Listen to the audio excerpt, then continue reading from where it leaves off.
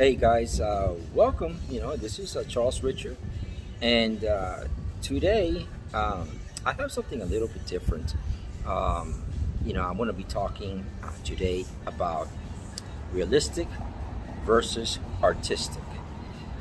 Today I got a new lens, so I want to start talking to you about lenses, colors, um, what, why I choose the things that I choose, right, and the purpose behind it. Today I actually bought a Sigma lens. Now, I do understand that I have quite a large collection of Fuji zoom lenses. I do, and they're great. I don't get me wrong; they're super great. But there's one thing that the Fuji zoom lenses don't do, or that they are not, except for the very expensive lenses. The zoom lenses that Fujifilm have are not what we call parfocal. Now, for what I actually was trying to accomplish by the purchasing of this particular lens was that I wanted something that was inexpensive and that the colors were good and that it was parfocal. Now, what is parfocal? Well, parfocal means that I can have my lens at, let's say, a wide angle, right? Something that is maybe like a 28 millimeter. And then when I zoom in, right, when I try to get a close up of that person, the person is remains, right, as long as I actually focus the person as I zoom in, or whatever it is that you are actually filming, right, remains in focus. Okay, that's called a parfocal. Now, with most lenses, when you zoom, you have to refocus, and when you refocus, it's okay. I mean, there's ways and things that you can do to work around that. But remember that now you're trying to focus, right? And so you have your camera maybe in your hand or in a tripod. It's going to create a movement on that camera. So the lens that I got is not an expensive lens. It isn't, and I'm not looking for expensive lenses, not for live streaming. Live streaming, I want something, a lens that is not surgical. I don't want it super sharp. I want it good. And the most important thing that I want out of a lens is I want it to be what we call realistic. All right, realistic in its colors. And what I mean by that is, if I were to show you, I think I have something here. Let me see if I got something. Yeah, I do. Okay. All right. So let's say, okay, let's use this as an example. This is a business card that somebody gave me, right? And I'm going to use this as an example. If I use this card here, all right, and you're looking at these colors right now through my recording, the colors that I am seeing should be exactly the same colors, right, as in the card if I were to look at the card. All right, in other words, if I were to look at this color with my eyes, the camera should be able to, the camera with the lens and everything should be able to produce the same exact color. Now, that's something that a lot of people don't talk about, because everybody, most of the people here on YouTube are actually creating stuff, and they are adding their F logs, S log, whatever log they want to, whatever color scheme they want to, and they are actually creating the colors themselves, but they're not realistic. All right, because this card, instead of being this blue here, might be a little bit lighter because they don't like oversaturated colors, or it might be less sharpened, or it might be something that creates a different color, and then it's not the same. All right, that's called artistic. All right, that is an artistic uh, perception, right, from the photographer, videographer, cinematographer point of view, but it's not realistic. All right, realistic is when I look at this color here, and the actual color that I'm actually producing on my production, my cinematography, my editing is exactly the same color like if I were seeing it with my own eyes. All right, that is realistic. So, with that said, when I looked at this particular lens, I have it right here. Okay, it's a wonderful lens. Okay, it really is. Sigma makes a really a good amount of lenses. Sigma does not make lenses for Fuji. So this is a Nikon mount adapted. Okay, as you can see here, adapted to my Fuji camera. I have all kinds of adapters for different kinds of lenses and different kind of glass because depending on the mount depends on the adapter that I need to use. Now, this lens is very, very beautiful, and when you're doing the stuff that I do, like live stream, there's two things that are important for me. All right, the first one is that I maintain focus, and that, for example, I was using a prime lens. You don't really want to use a prime lens when you're doing live stream, because when you do live streaming, when you use a prime lens, you have to, if you want to get a tighter shot, like what I did in the last two live streams, I had to physically grab the camera and I had to move closer to my subject, which created a lot of shake and a lot of unwanted movement, because the reality is that when you're doing live streaming, you want to try to keep your camera as much as possible on a tripod or on a gimbal, and in this case I'm not trying to carry gimbals and all that sort of stuff. So I was limited to what I could do with that lens. The lens was good. The lens is good. It's not a bad lens. All right. It's just that for live streaming now I gotta grab my whole camera, okay, a rig, and I have to move closer to my artist, which is what I was doing. I was doing a live stream of a couple of artists, and when I move closer, my camera would shake, and that's normal, when you do any kind of movement, and you don't have lenses that are that have optical image stabilization, nor do you have a camera that have optical image stabilization. Now, I don't use lenses with optical image stabilization, and I don't use cameras with with IBIS, because I do cinematography, and you just don't do that in cinematography, because you never know what you're going to expect with IBIS. I don't care if it's a $10,000 camera or it's a $2,000 camera. All right, IBIS is not something that is constant all the time. All right, and so with that said, all right, everything that I do manually. So in this scenario, the best thing for me to do was to go and look for a lens that was not only that it produced realistic colors, all right, but also, all right, that it could also be parafocal, and it gave me a large enough or wide enough zoom range. This particular lens is a 28 millimeter to 200.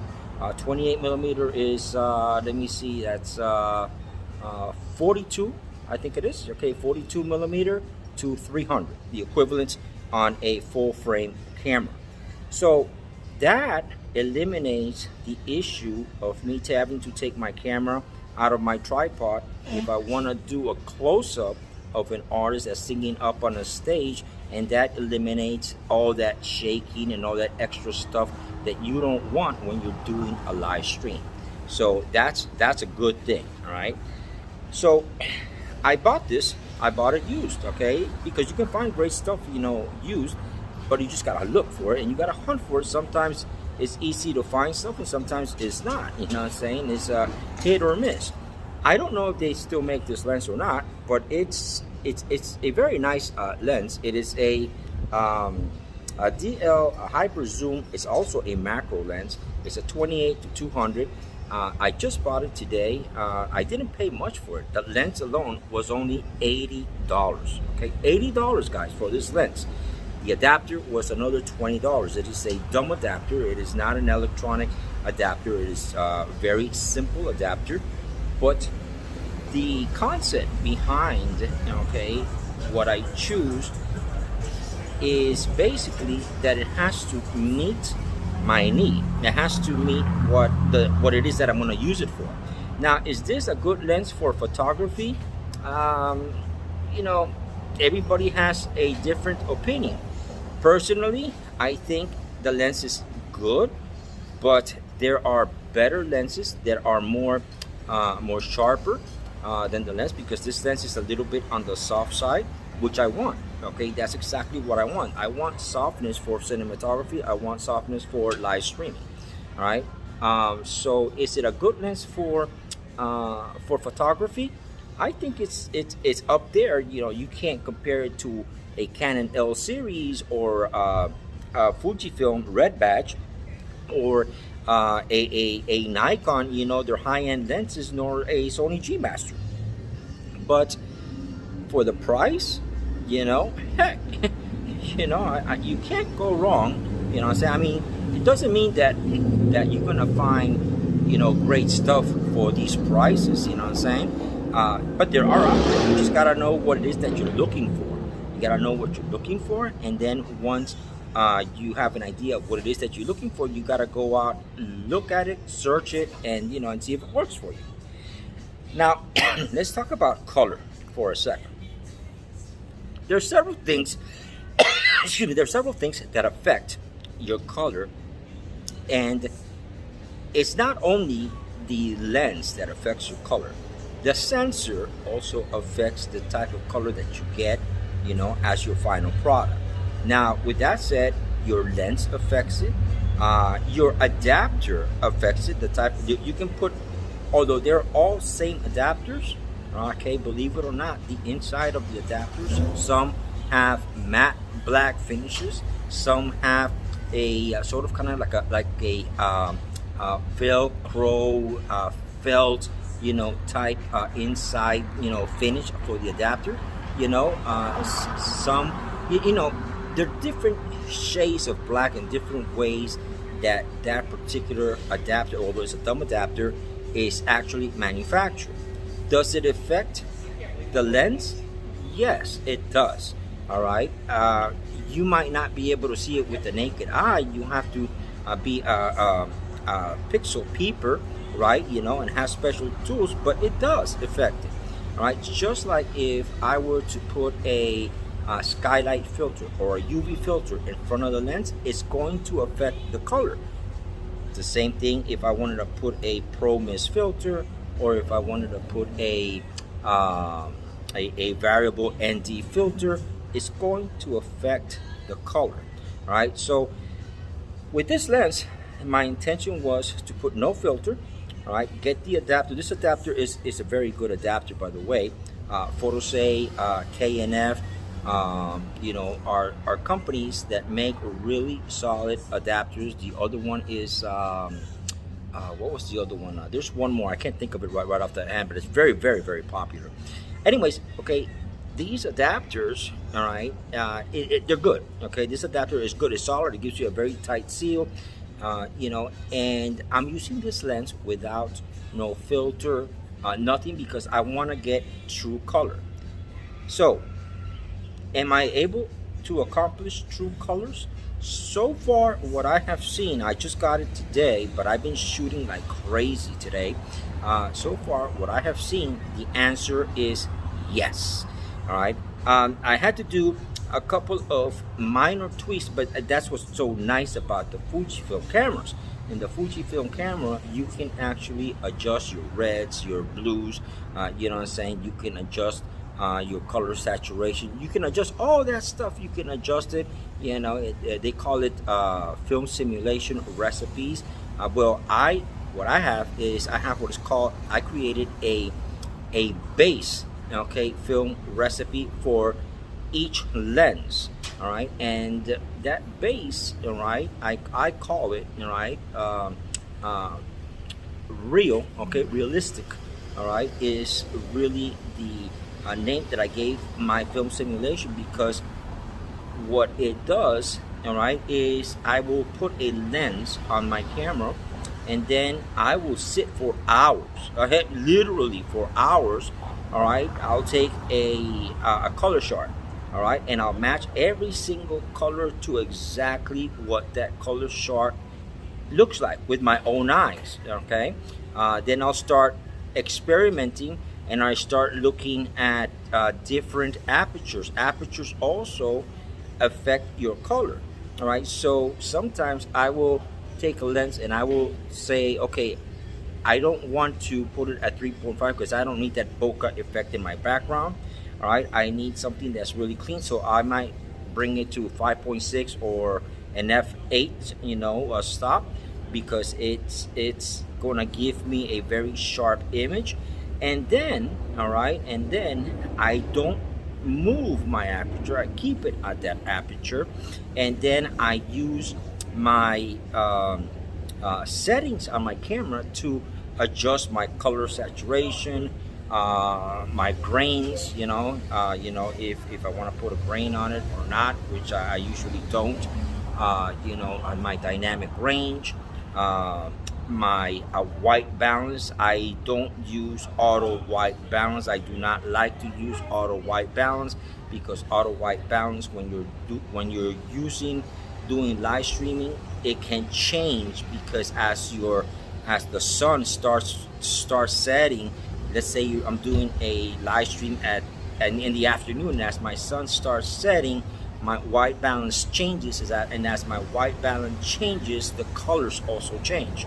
All right, so all of that I gotta take into consideration. So I set my camera fully manual, and then when I set my camera fully manual, I grab my settings, and I pretty much lock them. Okay, I lock my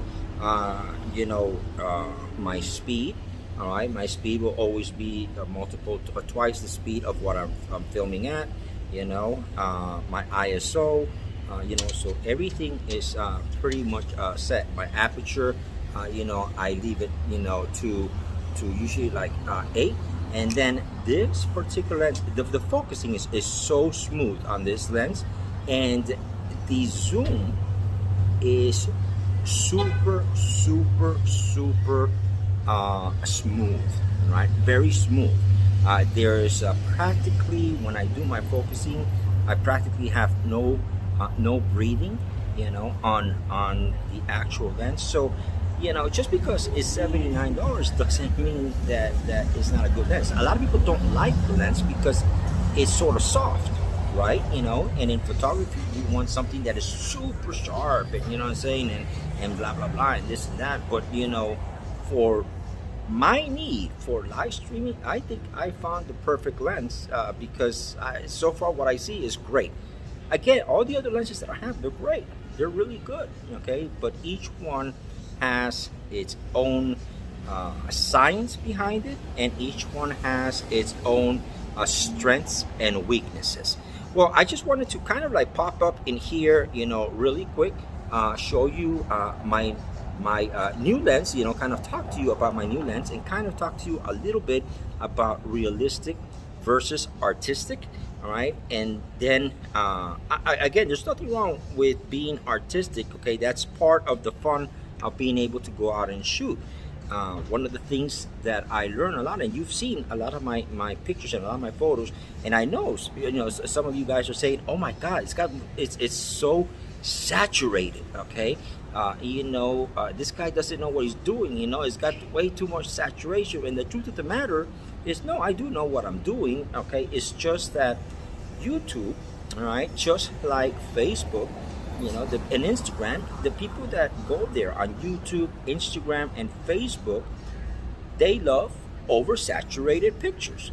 Now, the numbers, okay, of how many people like realistic, photography that the colors are totally true, versus, something that pops out, is incredible. Okay, I have there's more people, all right, per million, all right, that are on YouTube that will rather have an oversaturated picture than the few pixel peepers that are out there that want a picture that looks exactly how it's supposed to be, the colors how it's supposed to be, you know. And I'm not here to please the one or two people. I'm here to please the mass.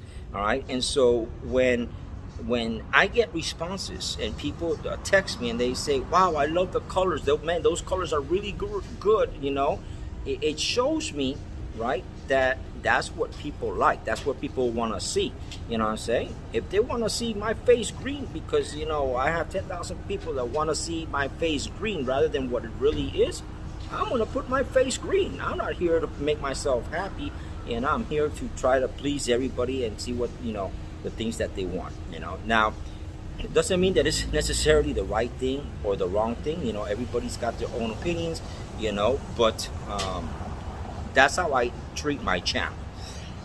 Excuse me. Now, when I do photography, okay, when I take photography, for example, or I'm not a photographer, as you guys know, or cinematography, and I put something and I say, well, this is what a certain recipe looks like, you know. I don't touch any settings except for what the camera actually gives me and what the lens gives me. That's why I'll always tell you what lens I use, because guess what, you might end up using a different lens, and then you use the same camera that I have and you come back and say, well, why are my colors different? Well, your colors are different, very simple. Your colors are different because something was not the same as what I have, and maybe your settings are not the same like what I have. So with that said, you know, you have to take all these things into consideration. This lens, I'm gonna put it on a test. I think it's it actually marks all my little check boxes that I need for, you know, for the type of work that I want to use it for, which is live streaming. So we'll see. This Friday and Saturday I'll be live streaming again, and we'll see how it looks, what it does, and we'll take it from there. I'm gonna be posting from now until Friday different photos, different things that I'm taking with this lens. And I want to hear your opinion. Tell me the truth, you know. Tell me what you think. I'm not going to, I'm not, in this particular occasion, right? I'm not going to do any kind of special effects or film simulations or anything like that.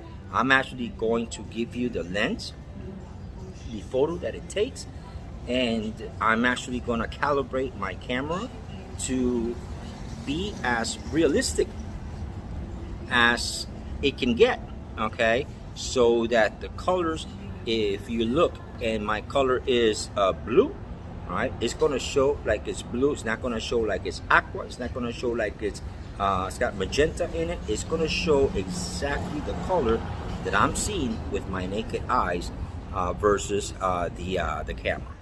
Well, anyways, this is Charles Richard. Thank you for watching. You know, I just wanted to pop in there and let you guys see the new gear that I have, talk about it a little bit, explain to you the difference between realistic and artistic, the good things about it and the bad things about it, and let's see where it goes. All right, so in the meantime, take care, and I hope that I can do a little bit more videos. I'm trying to get back, but I've got so many things on my plate right now with the passing of my aunt. And I've got a whole bunch of stuff that I'm trying to settle with the house, and you know, and so many things, you know. But I'm still gonna try to take time to be able to keep posting something for you guys, because I really like doing it. You know what I'm saying? You know, I don't make any money. I don't do none of that. So in any case, you know, I still would love for you to subscribe to my channel. You know, it helps me try to build, you know, a following, and it helps you to know when I post something, so you know that I just recently posted something. All right, thanks again for watching, and until next time, this is Charles Richard.